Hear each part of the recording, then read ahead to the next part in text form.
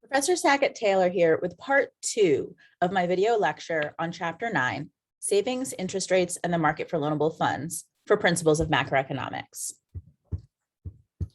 So let's recap what we talked about in the first part of this video series. We looked at how loanable funds can be thought of as a market using the supply and demand diagram that we know and love. The supply side of loanable funds are households who are putting money into checking and savings accounts. To incentivize people to save, we pay them to do so. And so they supply savings at a price associated with the interest rate, which is a percentage of the amount of the total savings. And that's what they earn on their savings every year. The other side of the market are the borrowers, demand for loanable funds. These are firms and governments who want to borrow money to invest in future capital projects. For them, the interest rate is the price of accessing that money or the cost of borrowing. The supply of loanable funds follows the law of supply. That is, when interest rates are higher, people tend to save more. Movement along the supply curve is associated with changes in the interest rate. That is, when the interest rate is higher, we'll move up the supply curve, and when the interest rate is lower, we'll move down the supply curve. The interest rate is the price that we associate with savings. Movement along the curve occurs when there is a change in the price. Shifts in the curve, however, will only change if there's another variable that affects supply. The factors that affect the loanable funds market are similar to the factors that affect markets for other goods and services. Shifts of the supply curve for loanable funds can be caused by changes in income and wealth, changes in time preferences, or consumption smoothing. We'll go through each one of these in the next few slides. Changes in income and wealth are graphed as a shift in the supply for loanable funds. There's a positive relationship between these changes and savings.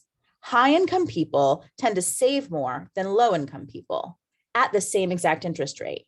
So income and wealth, as they increase, generally produce increases in savings. When people save, they also want to save where the interest rate is highest. So this is why many foreign entities invest savings in the United States. As nations around the globe gain wealth, they tend to save more too. Over the past few decades, the increase in foreign savings has often made its way into the United States loanable funds market. All else being equal, increases in income generally increase savings. If income declines, people also generally tend to save less. We recognize this propensity in both domestic and foreign savers. In other words, people save more dollars as the dollar income rises. Time preferences. So would you rather have $50 now or $50 later? Odds are you're like most people and you prefer to receive goods and services sooner rather than later. So there's two general rules we tend to live by. People prefer more to less, and people prefer now to later.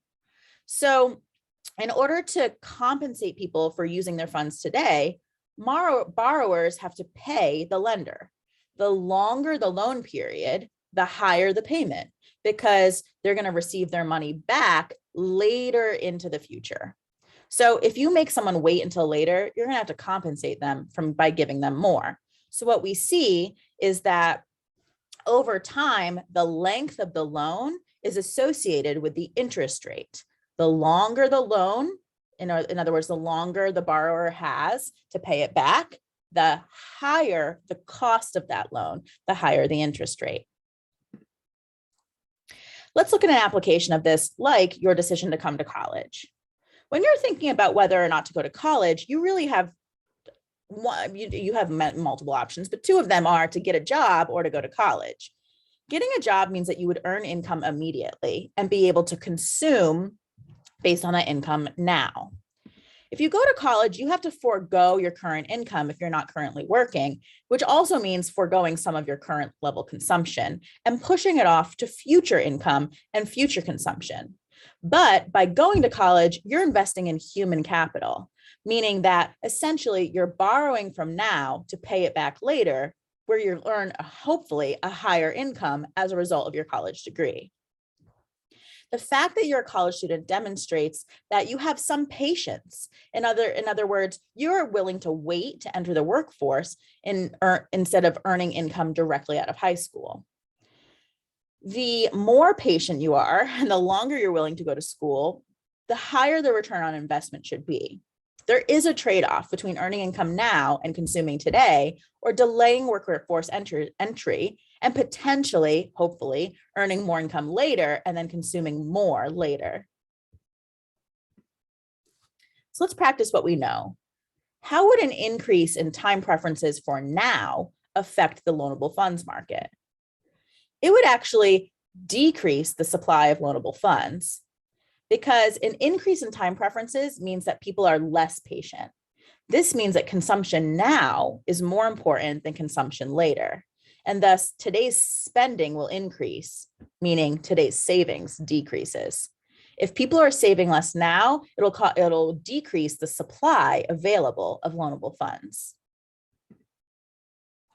Finally, consumption smoothing. Most young students and people who are retired don't work, but most of those people do earn income between those two periods of their life. However, young people and old people still consume goods and services. And so individuals will pay to consume goods and services during that time by either borrowing money early or later on living off of their savings. People tend to like to smooth their consumption over their life cycle. So what this means, is that young people tend to spend more than they earn in income. Think tuition, room and board, food, beer. You're spending money you haven't earned yet. And so while some of this deficit may be funded by the people you have helping you financially in your life, a lot of the difference is often financed by borrowing money, putting it on a credit card, or taking out a student loan. Sometimes after graduation and getting a job, a lot of people try to buy a home. This again is a purchase that most people have to borrow for. So early in a typical person's life, consumption is going to exceed their income level. And this difference is made up from borrowing. However, once you get into your midlife and you have a career, you're more likely to be able to save. Savings is highest in the midlife. It tends to be a generally stable flow of people moving in and out of the labor force. And so there's not as much of an effect on the savings market. But eventually, a significant portion of the population leaves their prime earning years during retirement. And at that point in time, since they're not earning money, but they're still consuming, they're again in a deficit. But here the deficit is going to come from what we call dis-savings. It's not borrowing because they're not taking out loans to do this consumption. They're usually living off of what they were able to save in midlife. Think about people who save for retirement and then live off of their retirement funds. So if we were to look at this on a graph where the x-axis is measuring time from early life to later in life, and green is income, we tend to earn very little early in life. Then we enter into the career phase of our life where we're earning maximum income, and eventually we retire or begin to work less, and we begin to earn less over time later into our life. However, consumption is a lot more smooth than that.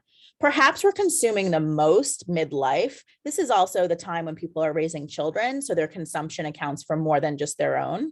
But we like to smooth this line as much as possible to be able to consume approximately the same amount of goods and services throughout our life.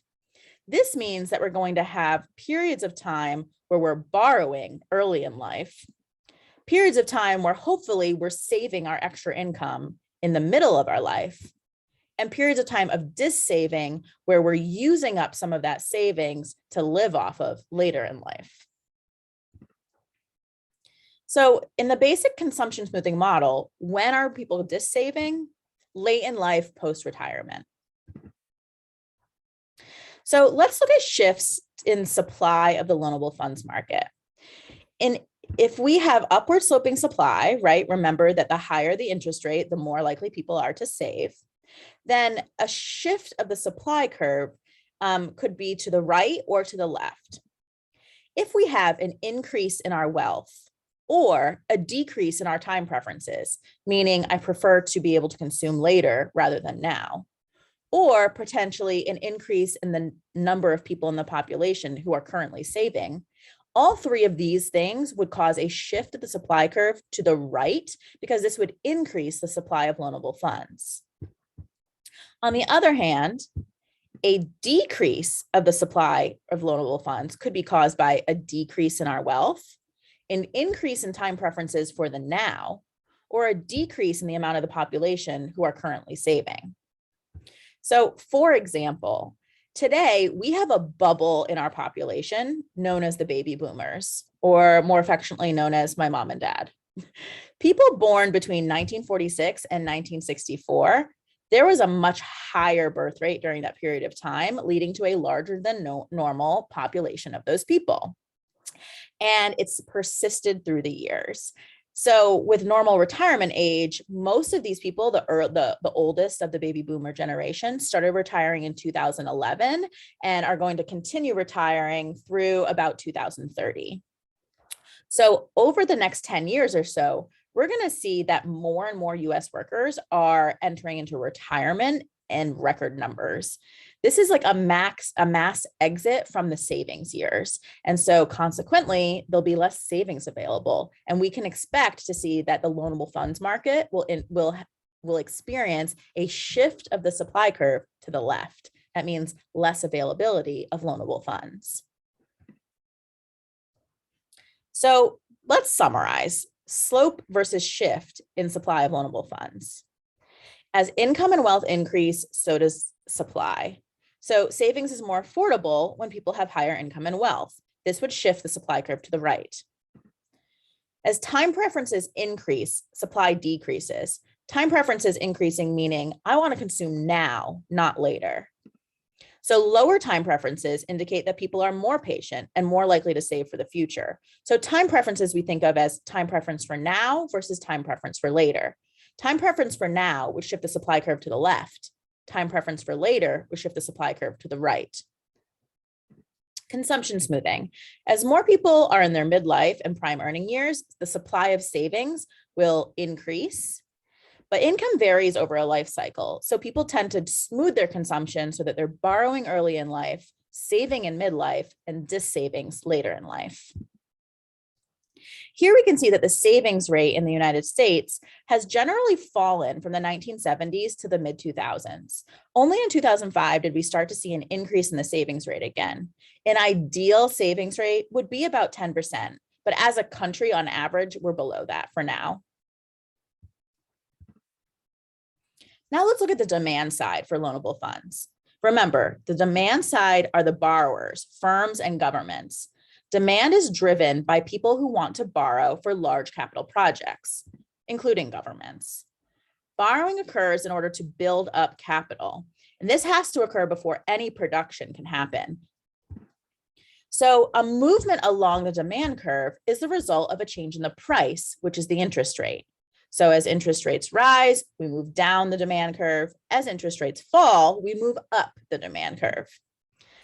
However, a shift in demand for loanable funds could be caused by one of the following factors: changes in the productivity of capital or changes in investor confidence, as well as the size of government borrowing.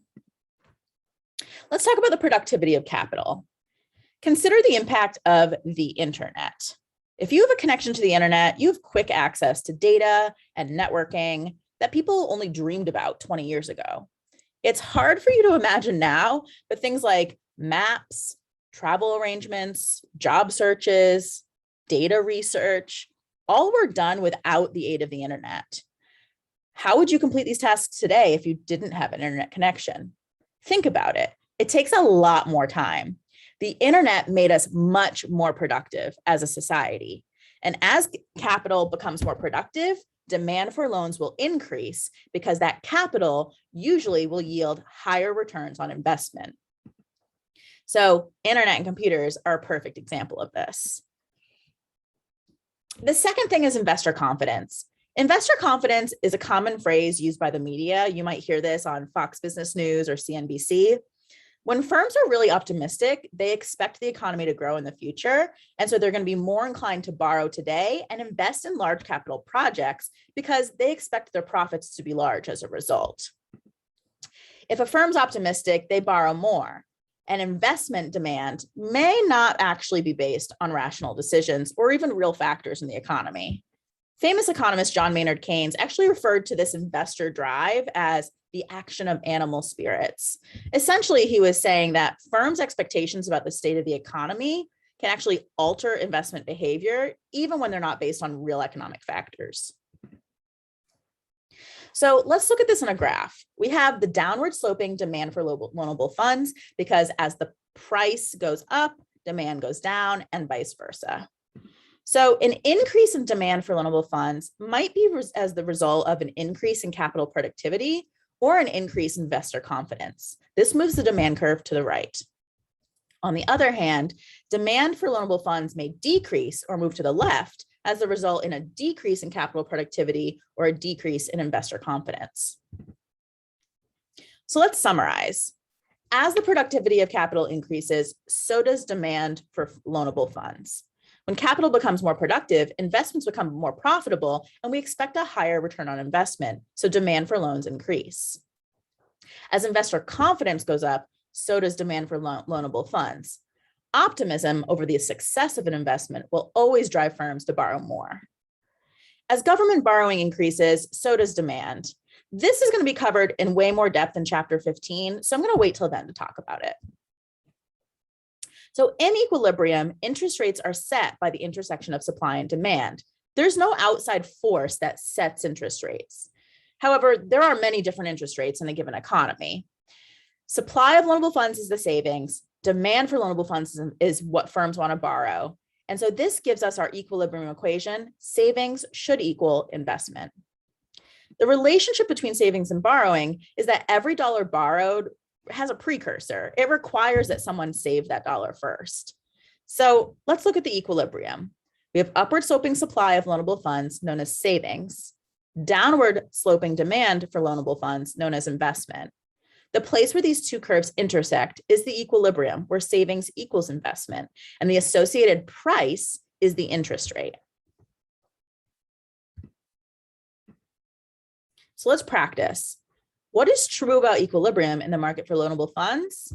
Savings equals investment. Investor confidence tends to decline when the economy slows. A bunch of chapters that we've covered recently have mentioned the word recession. The two recessions that happened between 2000 and 2012 give us empirical evidence to support this theory. Firms expect reduced sales, and therefore investors expect lower return on their investment. The model predicts that this will result in a lower level of investment and therefore a lower interest rate.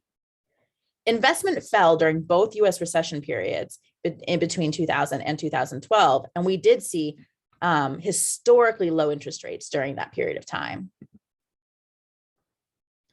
So first we see the supply of loanable funds.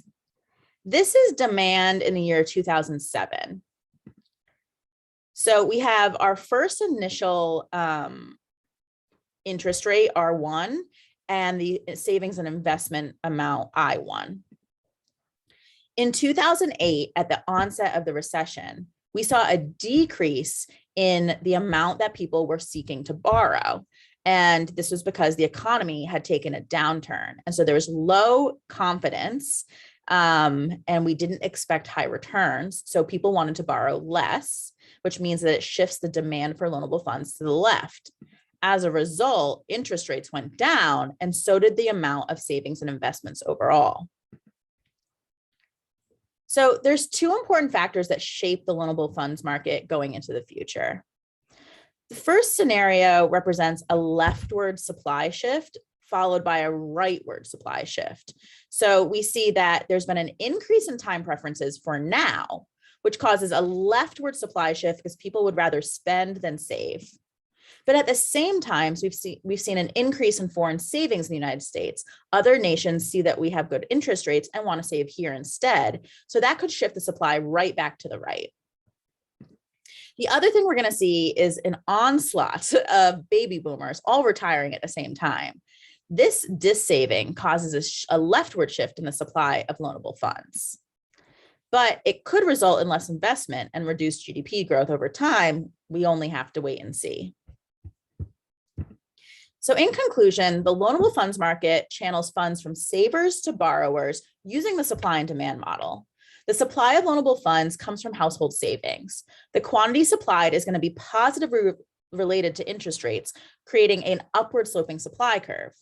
It's impacted by income and wealth, consumption smoothing, and time preferences for now versus later consumption. The demand for loanable funds comes from governments and firms that want to borrow or take out loans. The quantity demanded is negatively related to the interest rate, causing a downward sloping demand curve. It's impacted by capital productivity and investor confidence. So that's the loanable funds market. You can see why really having a solid understanding of the supply and demand model is so useful when we use these models to describe all different kinds of markets and the prices and quantities associated with them. So please take the time to familiarize yourself with this model again, using the graphs to determine interest rates. And now next time when someone says, oh, that the interest rate is set at a certain amount, you can come back and say, well, the interest rate is actually impacted by the supply and demand for loanable funds. And that's what determines an interest rate and creates the fluctuations. You can even talk about supply and demand shifters and totally nerd out about it. That's it for now. I'll see you in the next video.